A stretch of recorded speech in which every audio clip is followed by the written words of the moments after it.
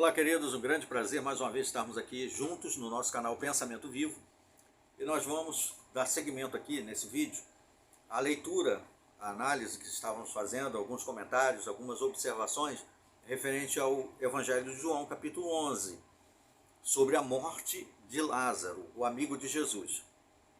Então, no vídeo anterior nós consideramos dos versículos 1 até o versículo 28, Jesus soube que Lázaro estava doente e por fim morreu, e se dirigiu de onde ele estava até Betânia, encontrou-se com Marta, a irmã de Lázaro, e ele soube que Lázaro já havia morrido há 4 dias, mas Jesus pediu para saber onde era o local nesse ínterim, né?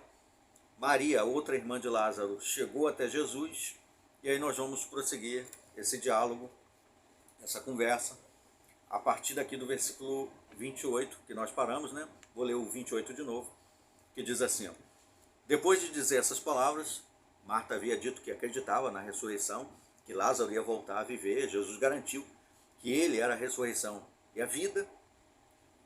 Então o texto diz: depois de dizer essas palavras, Marta seguiu o seu caminho e chamou Maria, sua irmã, e lhe disse em particular: O mestre chegou e chama por ti. 29. Assim que Maria ouviu isso, levantou-se apressadamente e foi ao encontro dele. Jesus ainda não havia entrado no povoado, mas estava onde Marta o encontrara. Os judeus que estavam com Maria em casa e a consolavam, vendo que ela se levantou apressadamente e saiu, seguiram-na, julgando que ela fosse ao sepulcro para ali chorar. Então, quando Maria chegou ao lugar onde Jesus estava, vendo-o, prostrou-se aos seus pés e desabafou: Senhor, se estivesses aqui, meu irmão não teria morrido. Palavras parecidas com a de Marta, né? Para vermos a fé que elas tinham em Jesus. Depois de saber, de ver, presenciar talvez os milagres que Jesus já havia realizado, elas tinham certeza de que com a presença de Jesus, nenhum mal as acometeria. 33. Sendo assim, ao ver Maria chorando, bem como os judeus que vieram com ela, Jesus indignou-se no espírito e compadeceu-se. Imagine Jesus sentindo-se aflito no espírito, do seu íntimo gemendo por dentro. Ali estava o Filho de Deus, um homem poderoso, mais poderoso na terra, que tinha o poder de ressuscitar pessoas. Vendo o choro, o lamento, a tristeza das pessoas ali, e sabendo que ele tinha todo o poder para ajudar, ainda assim Jesus, com a sua compaixão, com a sua empatia, ficou aflito no espírito. O 34 diz: perguntou-lhe Jesus: onde o colocaste? E eles indicaram-lhe: Senhor, vem e vê. Olha essas palavras do 35. Jesus chorou. Talvez alguém se pergunte, né? Para que Jesus sentia aflição e tal? Ele não podia simplesmente ressuscitar Lázaro. Mas o que está envolvido aqui é a empatia, a compaixão. A compaixão de Jesus. Ele entendeu o sofrimento alheio, compartilhar desse sofrimento, de ver as pessoas, o quanto elas sofrem. Tenta imaginar, Jesus é o reflexo perfeito do nosso Criador, a imagem perfeita de um Deus invisível, aquele que criou o ser humano. Nós temos sentimentos e refletimos as características do Pai, porque fomos criados à imagem de Deus. Ou seja, nós temos a capacidade de ter sentimentos que são semelhantes aos sentimentos que Deus tem, só que em uma escala menor. Então, se nós nos sentimos aflitos, se nós nos sentimos angustiados, pesarosos com as coisas, claro que não temos uma dimensão, né, uma percepção e poder como Deus tem, que é infinito, e por isso nos descontrolamos e queremos resolver as coisas o mais rápido possível, não temos, né, a visão que Deus tem. Mas sentimos. Então imagine o quanto Deus sente também. Quanto Ele sofre também quando vê o sofrimento das pessoas que Ele criou. Se nós, quando vemos um filho nosso sofrer, tirar uma nota ruim na prova e se sentir magoado, tropeçar e cair na rua, cair da bicicleta, aquilo nos aflige, ficar gripado com febre. Nós ficamos aflitos como pais, queríamos que aquilo tudo fosse para nós, pegar a dor do nosso filho e passar para a gente. Quem dera se nós pudéssemos fazer isso, né? Às vezes a gente abraça o nosso filho assim, que está ali chorando, doente, porque nós queríamos transferir aquela dor para nós. Mas isso não é possível. E aí nós choramos junto com eles. Imagine Jesus ali vendo as pessoas chorando. Arrepia, né? Não arrepia? Jesus chorou, diz o 35. Então os judeus comentaram: vede como ele o amava, como Jesus amava aquela família.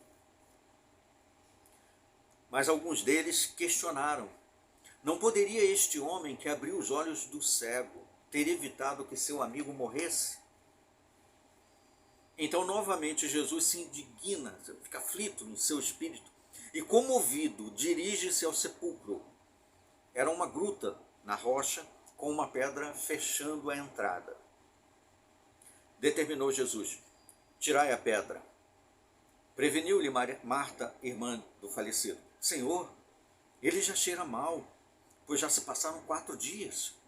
O corpo, né, depois que morre, depois que o corpo começa a entrar no estado de putrefação após o 3º dia.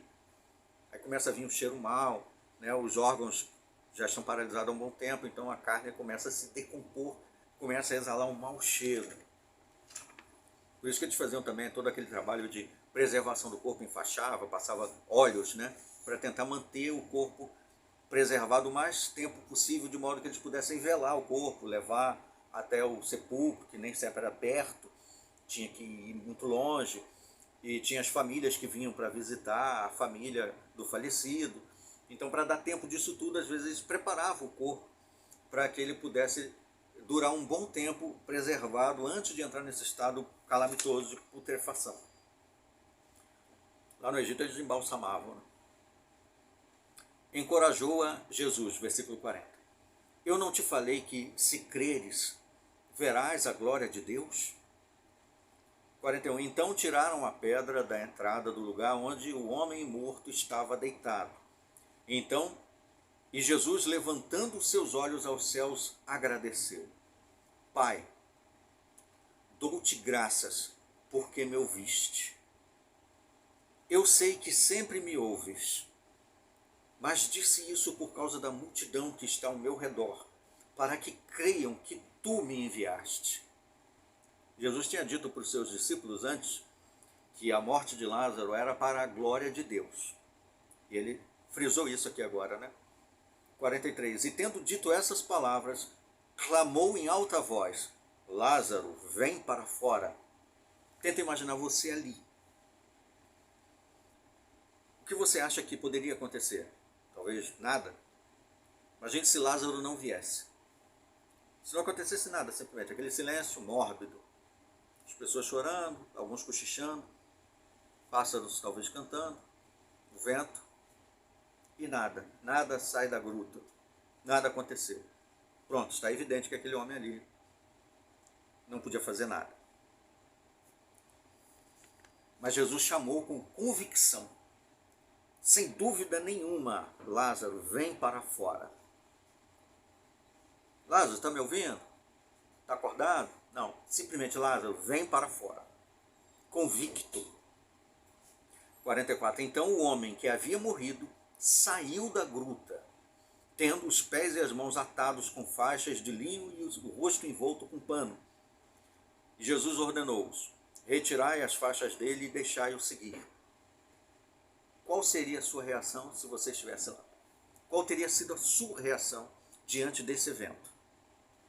Você não teria ficado exaltado ali de clamor, espantado talvez, arrebatado, talvez caísse no chão, chorando de emoção, de espanto, medo e ao mesmo tempo feliz e ao mesmo tempo apavorado, uma mistura, né, uma mescla de sentimentos que te levariam a um êxtase. Imagine Marta e Maria, as irmãs de Lázaro.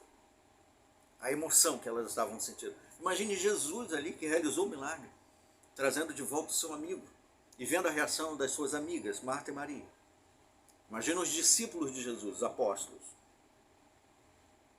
que largaram tudo para seguir Jesus. E agora ali mais uma evidência de que eles fizeram a escolha certa. Talvez Marta, lembrando as palavras de Jesus, eu sou a ressurreição e a vida. O que mais a gente pode falar sobre isso? Lindo, lindo demais, muito lindo esse relato. Enche-nos de emoção, de esperança nas promessas bíblicas, de que poderemos ver nossos entes queridos falecidos no futuro, e que mesmo que nós venhamos a morrer, podemos voltar a viver. É a garantia que Jesus nos dá. Vamos parar aqui nesse relato, muito emocionante, e mais para frente a gente continua, né? Do versículo 44 que nós paramos para frente. Eu quero agradecer a atenção de vocês. Aguardemos então os nossos próximos vídeos. Até lá.